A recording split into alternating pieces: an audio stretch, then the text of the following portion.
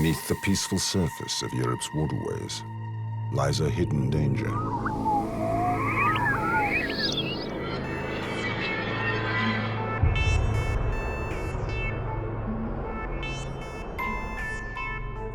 A colossal aquatic creature lurks in the murky depths.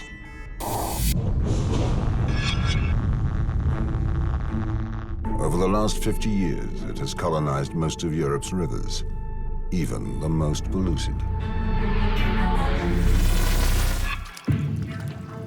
This oversized beast is a source of concern to scientists.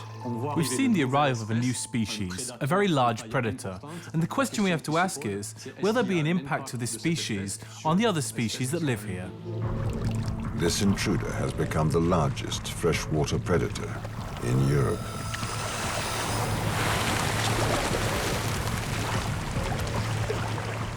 And even hunts on land.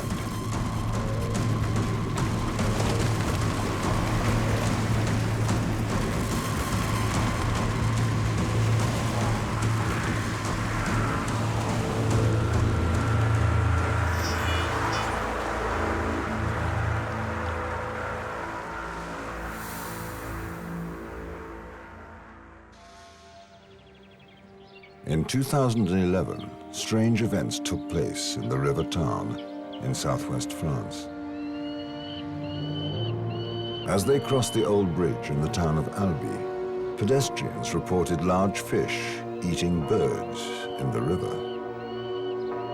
Frédéric Santoul, a specialist in freshwater fauna, is leading the investigation. The point of this study in Albi is to examine a behavior that is very unusual. In a case that is fairly rare in the animal kingdom, of a species that lives in water, but which leaves the water on purpose in order to catch its prey on land. So which fish species is capable of coming out of the water in order to catch birds? Amongst the large freshwater fish, the carp is an unlikely suspect. It lives on vegetable matter, insect larvae, and small crustaceans. Pike, however, will eat prey up to half their size, and will even eat their young. The larger it grows, the larger its victims. Shrimps, amphibians, chicks, and even rodents. But for pike, like for most fish, leaving the water is extremely risky. In Albi, there is only one giant fish prepared to breach this lethal boundary.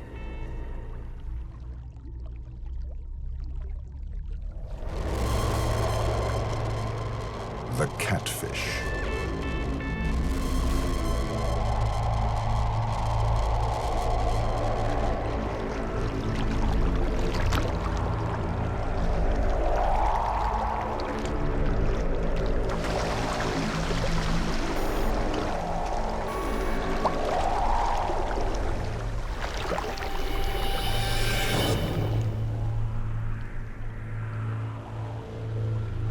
Wells catfish appeared mysteriously in the Tarn at the end of the 1980s. How does this aquatic predator locate birds or any of its other victims?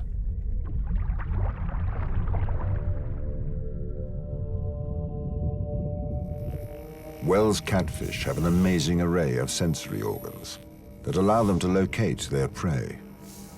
They have nearly 250,000 taste buds inside their mouths and on their lips, as well as on their whiskers, fins, and all over their skin. These work alongside their sense of smell and, in a way, allow them to taste at a distance.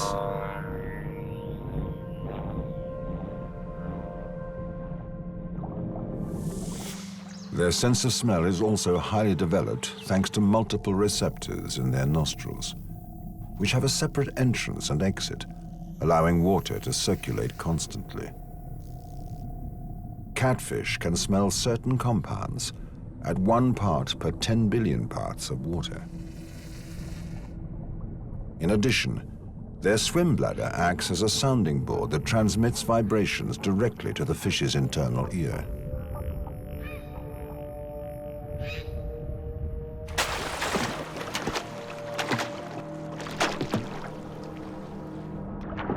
The Wells catfish also has 3 pairs of whiskers, or barbels, 1 mobile pair above and 2 below its head.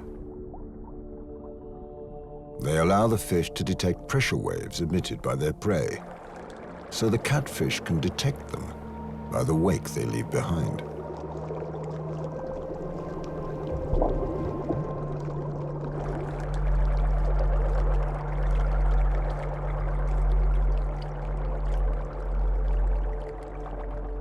And finally, the lateral line that detects vibrations and low-frequency sounds, particularly those made by animals at the surface.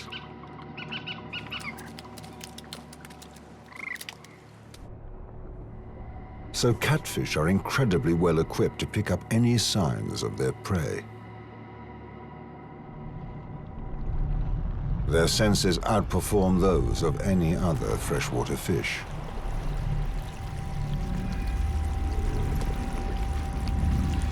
The warmer the water, the more acute they are, far exceeding the limits of our perception in order to find food. Catfish feed mainly on other aquatic species, like roaches.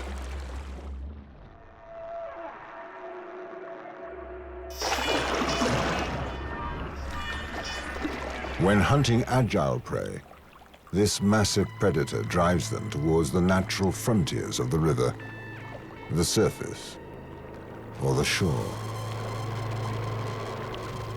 With so many prey, there is strength in numbers.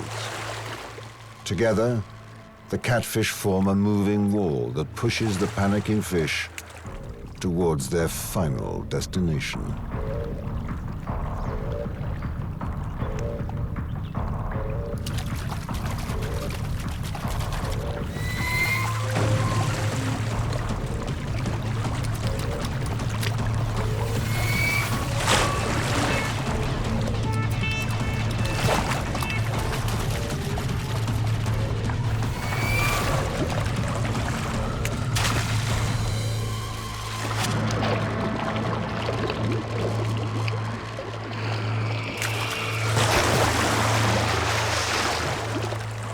For the first time ever, this footage shows catfish hunting together, much like the group hunting practiced by dolphins.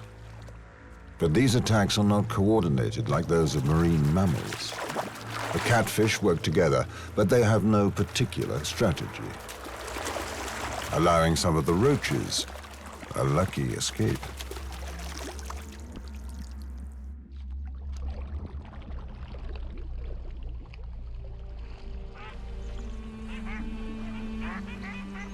So what birds could be naive enough to be snatched in these muddled attacks?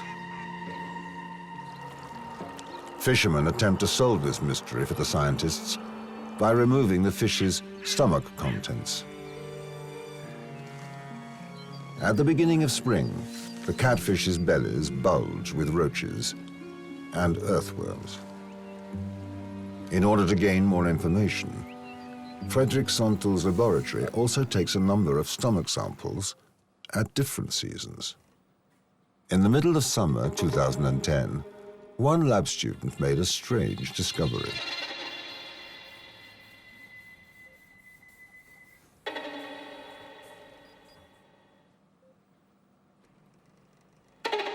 This foot is not webbed like a duck's.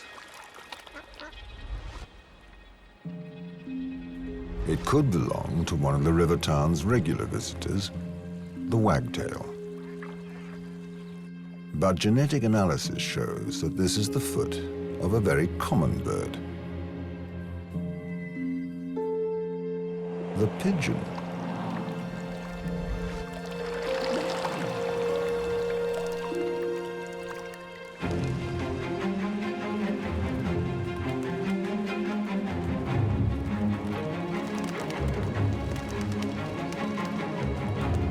These diurnal birds have a varied diet and feed on our waste.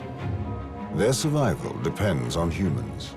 The more people, the more waste, and the more pigeons.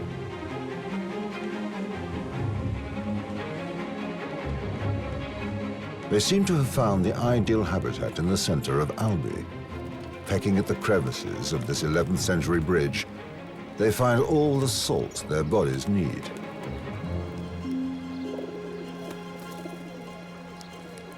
Pigeons have been feeding off this mortar for more than 1,000 years. But the salt makes them thirsty. There's no shortage of water, but it's not easy to reach. The town of Albi is built right to the edge of the River Tarn. Around it, humans have created a vertical world.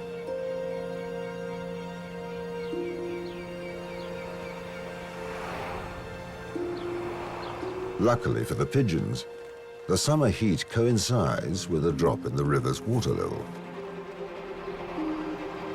Upstream from a wooded island, the current has created a pebble beach.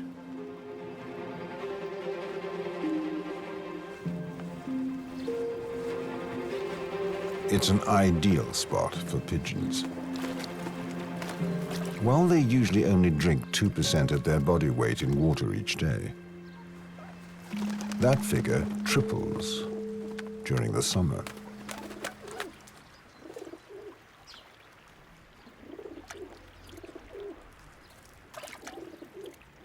As do the appetites of some other local inhabitants.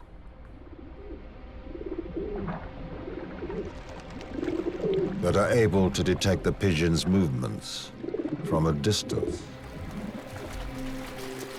Their senses are on red alert. Their barbels detect vibrations from the pigeons' movements.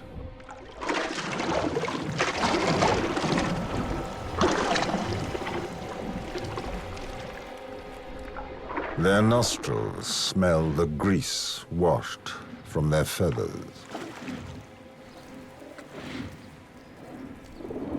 The catfish are drawn inexorably towards the pigeons.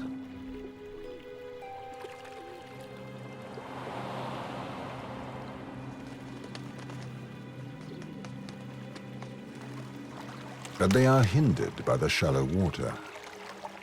Their prey is so near, and yet so far. Unlike pigeons, catfish barely use their eyesight at all.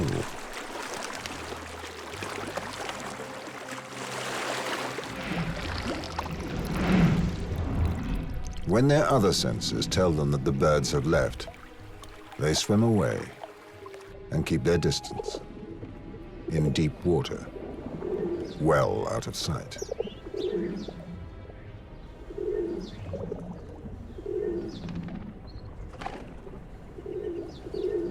The catfish are nowhere to be seen. So after a few minutes, the thirsty pigeons head back to the empty beach once more.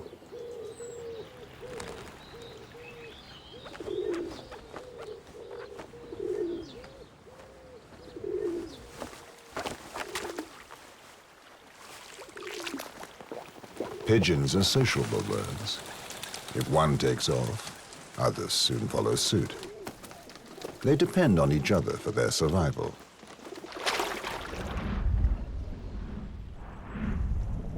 Catfish, though, depend solely on their extraordinary senses, not on each other. When it comes to hunting pigeons, catfish are territorial, only tolerating others of a similar size.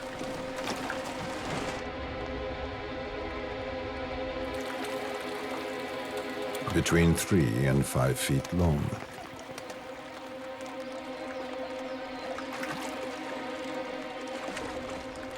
As the pigeons drink and bathe, the fish circle round, always in a clockwise direction.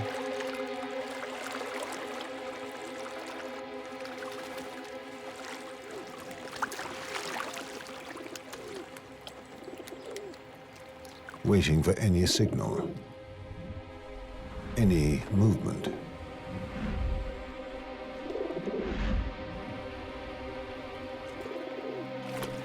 Catfish are unable to locate a motionless pigeon. And a lone pigeon is more anxious, more aware, and more cautious.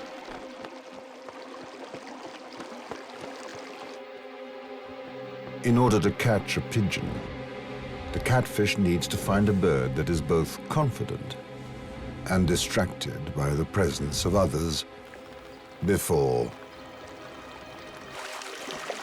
beaching.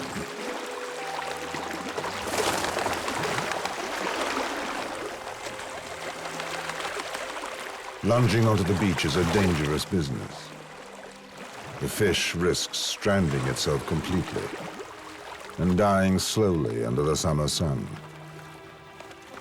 In order to make its getaway, it must keep its tail in the water. Wary pigeons are protected by the gentle slope of the beach. The catfish's attacks seem to be hopeless.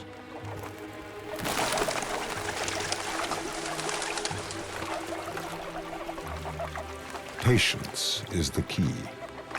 If the fish lay siege to the beach long enough, a pigeon will eventually commit a fatal error. Stepping into deeper water,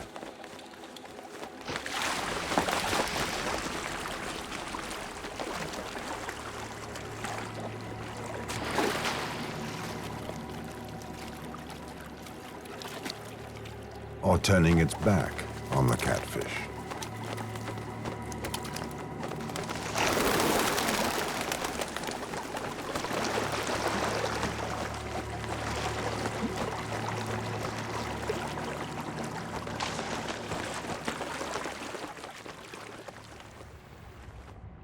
Some catfish have become specialists. Up to 80% of their diet is made up of pigeons.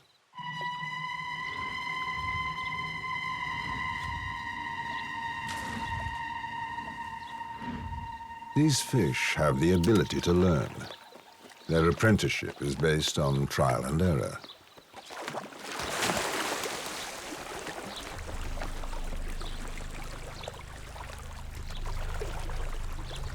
And by imitation. Catfish are copycats. The catfish in Albi still only achieve a 28% success rate, despite multiple attacks.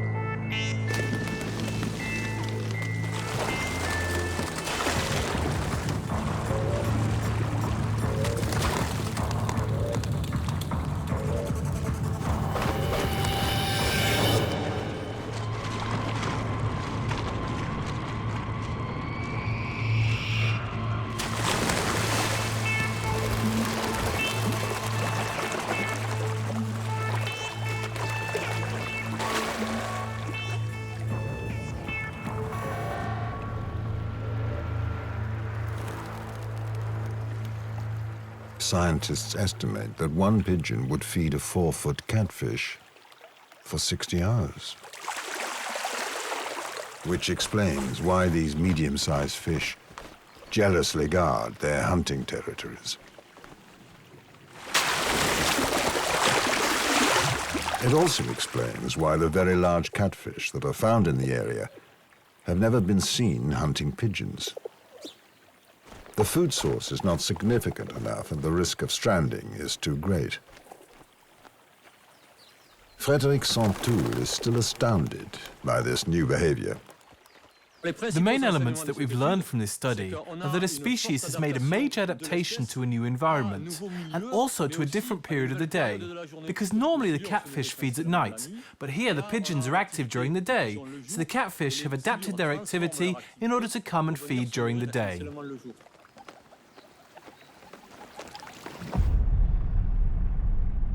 Large catfish, bigger than a grown man, have never been observed hunting in Albi, and it is assumed that they feed on large prey at night. Surprisingly, catfish sometimes feed on animals that are completely out of proportion to their great size, including these tiny shellfish called corbicula.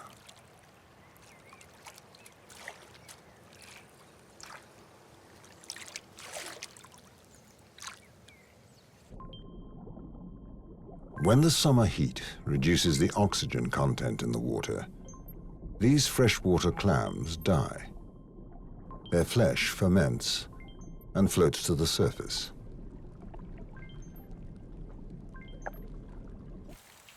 Where catfish locate them and gulp them down. But the corbicula season is very short, only a few days each year. They cannot sustain the growth of such a large animal.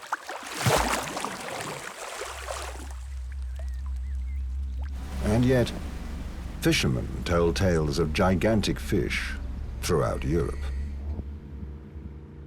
The biggest one that I've ever caught was 5'9". They haven't reached their full size, which is just over 8 feet. These are not just stories. A few years ago, in the Danube Delta, I saw sport fishermen catch very large catfish, more than 220 pounds. Even scientists agree that giant catfish are widespread in France's rivers. In France, we have fish that are bigger than 8 feet. Persistent rumors claim that colossal catfish live in the large rivers of Eastern Europe.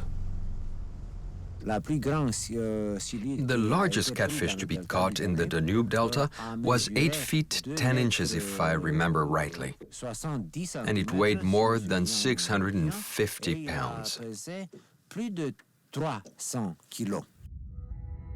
So the largest catfish in the world seem to come from the Danube Delta, Europe's largest, separating Romania from Ukraine.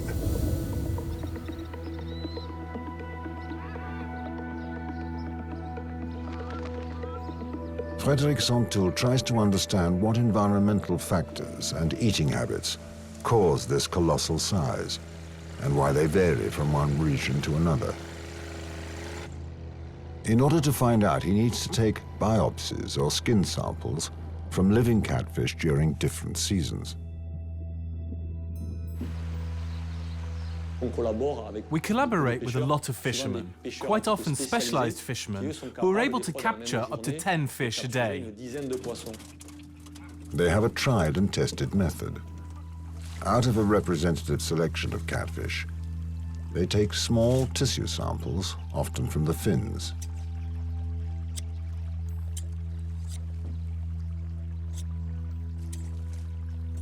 Which they immerse immediately in alcohol. These specimens are sent for so-called isotopic analysis in specialized laboratories in order to learn more about the fish's feeding habits. The studies prove that catfish don't have the large appetites that their bulging bellies suggest.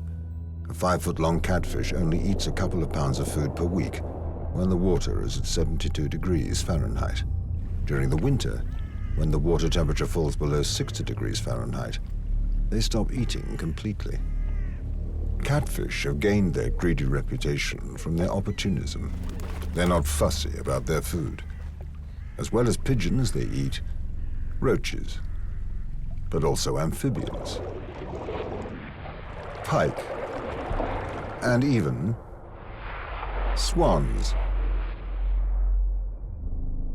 The samples from Romania should also reveal genetic information about the origins of catfish in Western Europe. To reconstruct the catfish migration, the samples will need to be compared with those taken from catfish from various European waterways. These are provided by fishermen where the catfish are hungry, while freedivers are called in for those that refuse to take the bait.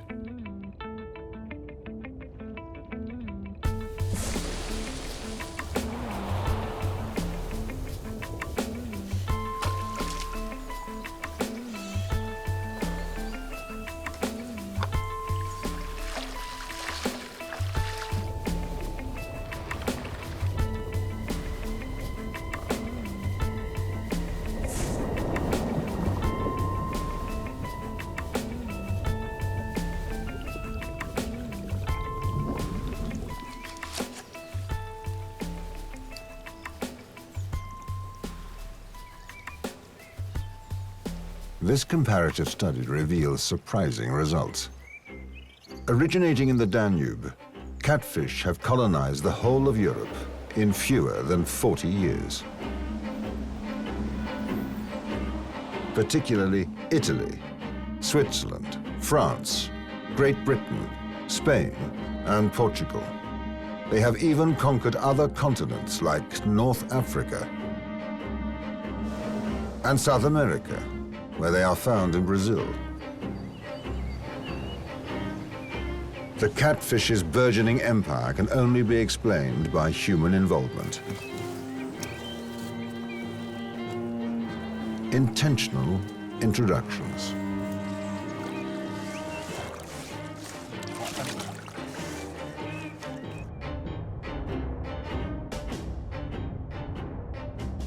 Introductions that may have come just in time for the catfish.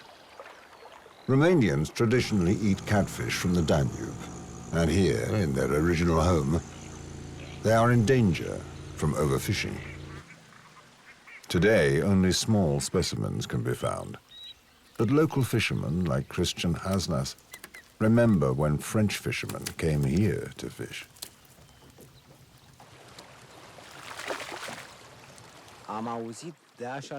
I've heard stories of French fishermen who came to fish in the Delta 50 years ago.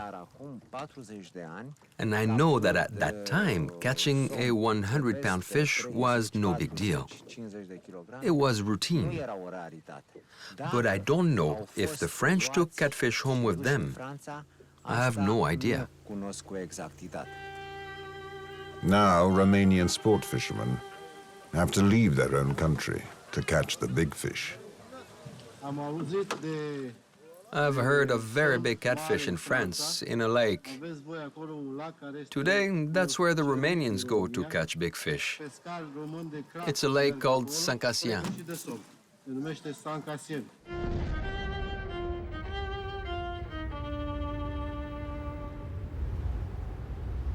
So how did a small lake in the south of France become a haven for Romanian catfish?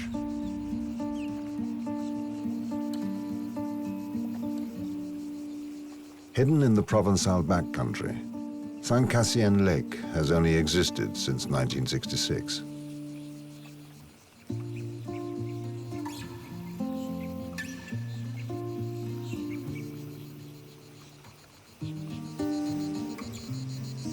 It is entirely man-made, created by diverting several rivers from the Alps to provide fresh water and produce electricity.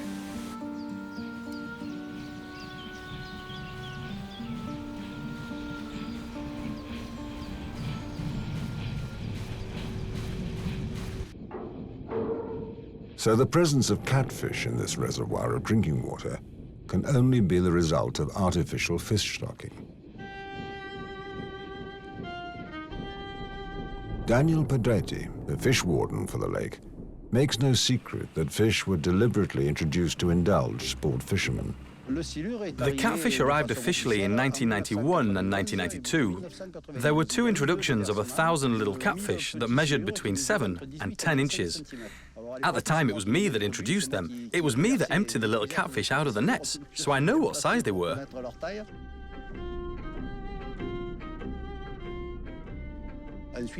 After that, over the years, we realized that fishermen were beginning to catch very small catfish, even smaller than the ones we'd introduced.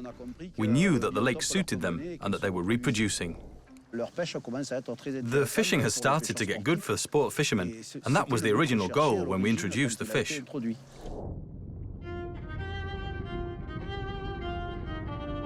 Wells catfish are currently invading Europe's major cities. Even the heart of Lyon, the third largest city in France.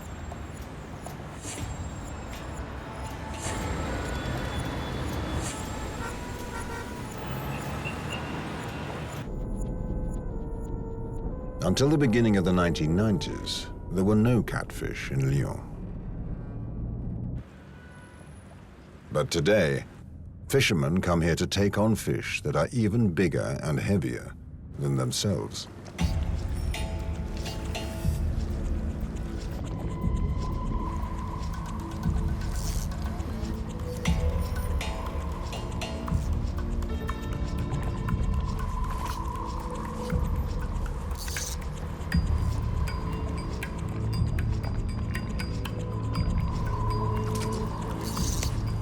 These wrestling matches may continue for several hours, during which the fishermen can drift with the current over several miles.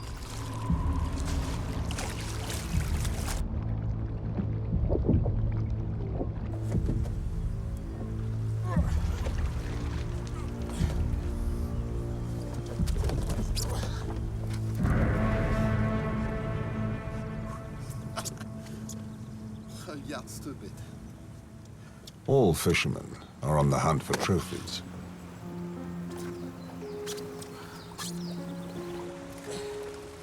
In the past, big game fishing meant taking to the high seas or heading to the distant tropics. Now, thanks to the catfish, huge fish can be caught in the town center. 7 feet precisely, so it's a fish that is more than 20 years old.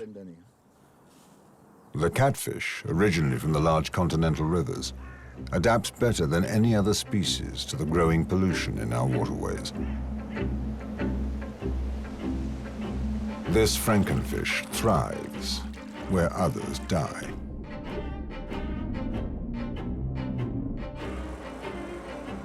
It tolerates the raised nitrogen levels caused by fertilizers leaching into the water, as well as industrial heavy metals that are stored in its body, and all sorts of human waste products. Catfish are swimming trash cans. Because we find traces of tar, PCBs, and pesticides in their flesh, they are declared unfit for human consumption. Either to avoid poisoning themselves, or out of respect for the frankenfish, fishermen practice catch and release. Like most catfish fishermen in Western Europe, they measure their trophy, then return the animal back to the water, still alive. 173.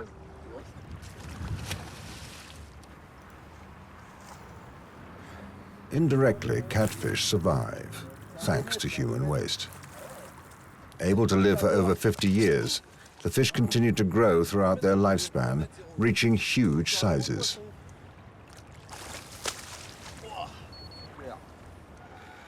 Using fish finders, trophy hunters are able to locate catfish even in murky water. These devices revealed an unexplained and paradoxical behavior that takes place every winter in the Rhone River.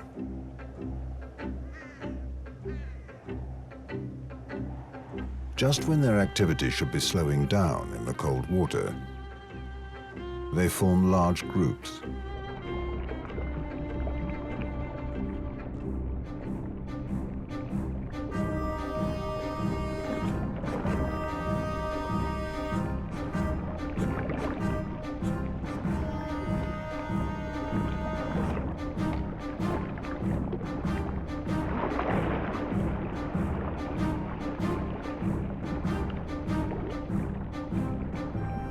These congregations can last several days in a row, continuing day and night. The beginning and end of these improvised get-togethers is triggered by chemical communication between the catfish. More than 200 individuals weighing between 110 and 240 pounds each, almost 2 tons of catfish in the space of a few square feet. It's the largest concentration of freshwater biomass in the world. To gauge the state of the catfish population and the size of individual fish, freedivers join the party.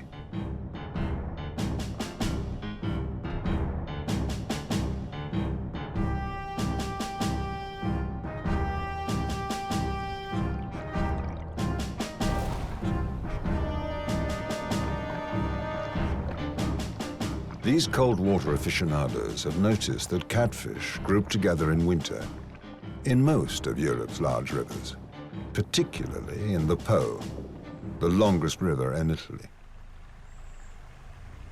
Here, amateur fisherman Dino Ferrari has been looking for a record-breaking catfish for the last 20 years. In the warm waters of the Po, there is no respite. The catfish feed and grow all year round. Even in the middle of winter, they take the bait and keep the fishermen on their toes.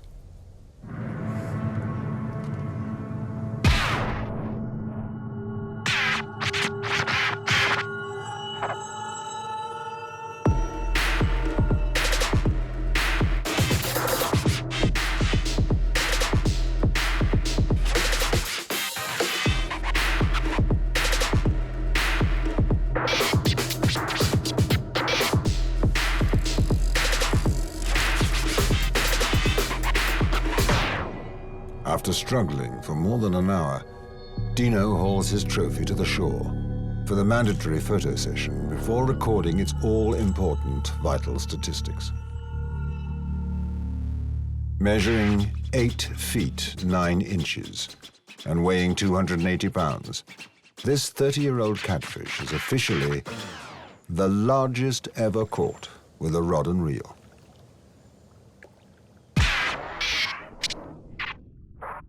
In keeping with catch and release tradition, Dino frees his monster so it can continue to live and grow in the Po River. Throughout Europe, fishermen are obsessed with catching giant catfish, and yet the holy grail of the catfish fisherman is quite different. The ultimate prize for catfish trophy hunters is the Moby Dick of the rivers, the extremely rare albino catfish. The dream for a lot of catfish fishermen, if not all, is of course the albino catfish. There is about 1 in 5,000 or 1 in 10,000, since it's quite simply a genetic anomaly. It's something that is very, very rare. So when you catch one, it's really exciting. It might be the fish of a lifetime. Lionel Luqueta has devoted his entire life to this wild chase. We go on a lot of fishing trips, and for the last 20 years or so, there hasn't been a single trip where we haven't hoped to see a white catfish. Not a single day. We're always secretly hoping to see a whitefish come up to the surface.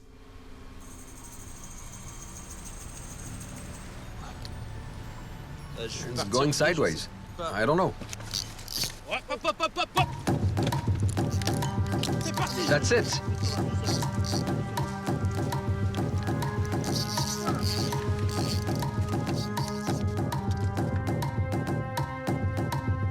It's under the boat. Put down your rod. Put down your rod.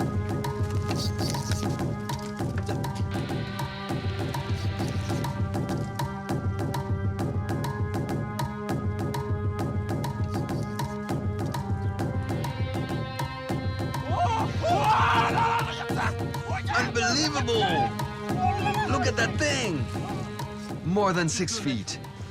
To see that pure white arrive at the surface is incredible. It's so exciting, and it's like it's the first time, no matter what size it is. It's a very visceral feeling. This albino catfish is one of the largest ever caught.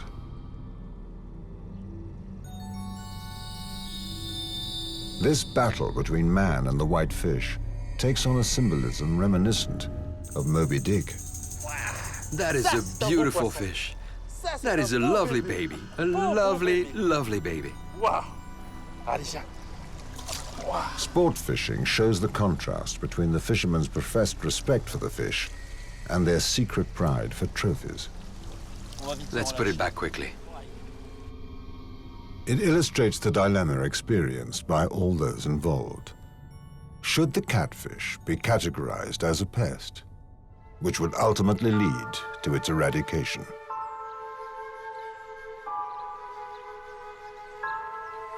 Obviously, the catfish fishermen are quick to defend their passion. There has been no noticeable impact on the whitefish populations like carp, breams or roaches. For the moment, there have been no particular problems. Even the scientists seem to agree. In our role, we cannot categorize the catfish as a species that could cause biological disorders. The studies we have done on the eventual impact on freshwater fish do not show any significant impact by catfish. The catfish has won the ultimate battle, that of public opinion. For the time being, at least, it will not be classified as a pest. The catfish could become the only wild fish in the world to die of old age, if the fishermen continue to catch and release.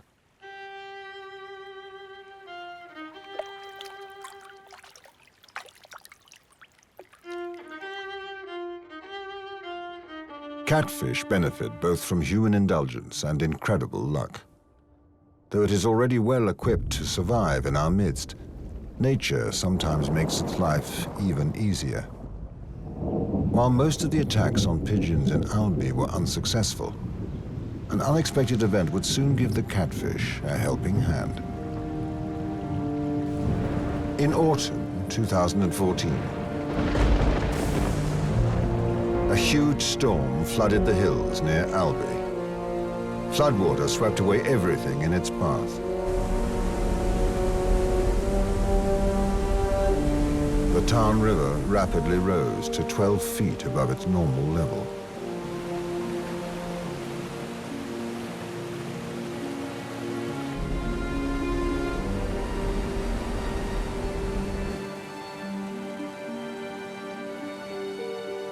Sheltering out of the current, the catfish continued their opportunistic lifestyle. But when the floodwater reached Albi, it had a major effect on the landscape. The Pigeons Island became unrecognizable. All the trees were uprooted or stripped bare. By spring 2015, the local council decided to remove the last of the dead trees. In the course of a few months, the island had changed drastically.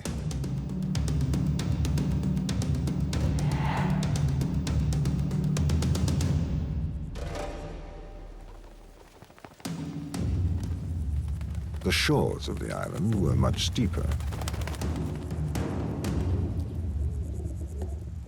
The catfish were unharmed by these raging waters. Quite the opposite. The stony slope allows them to get much closer to the pigeons. Now they can hide out much nearer to the beaches.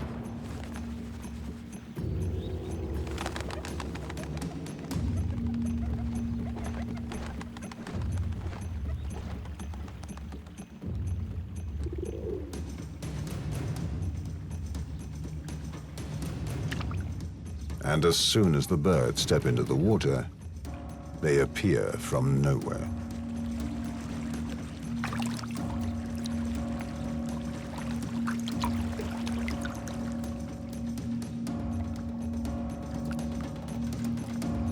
Their constant presence seems to have made the pigeons less cautious.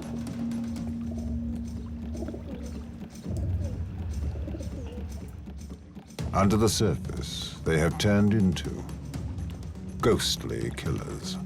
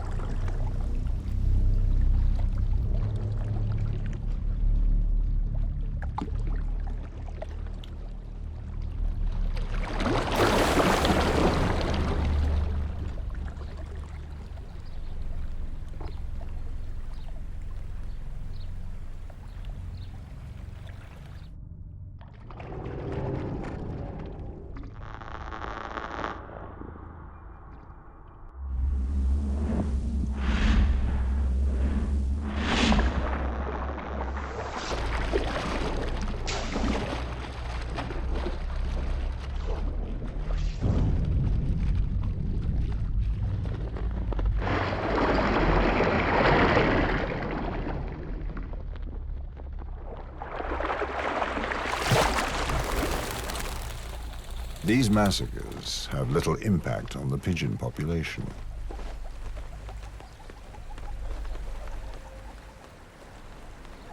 There are plenty left, drinking in the town's fountains. They're ready to take up the ecological niche left vacant by those that have been taken prey.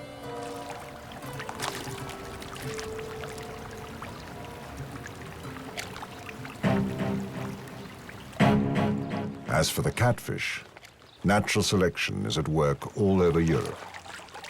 This cannibal fish regulates its own population. Only the largest and most voracious survive. Over time, these intruders are sure to become even more resourceful, stubborn, and persistent.